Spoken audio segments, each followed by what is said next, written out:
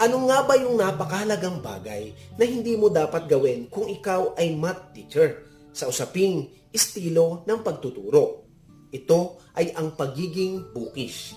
Every time kasi napupunta ka na lagi ng classroom, dala-dala mo ang libro at dito ka kumukuha lagi ng mga examples. Dito ka na din nakarely kung ano yung iyong ituturo.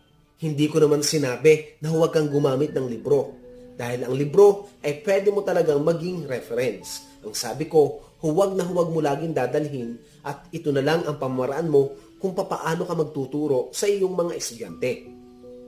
Kung ikaw ay techie, pwede kang gumamit ng mga instructional materials at pwede ka rin mag-provide ng mga visual presentations para maiba ang estilo ng iyong pagtuturo at mahikayat mo ang iyong mga estudyante na mas mabilis matuto. At kapag ikaw naman ay hindi techie, pwedeng chalk lamang at board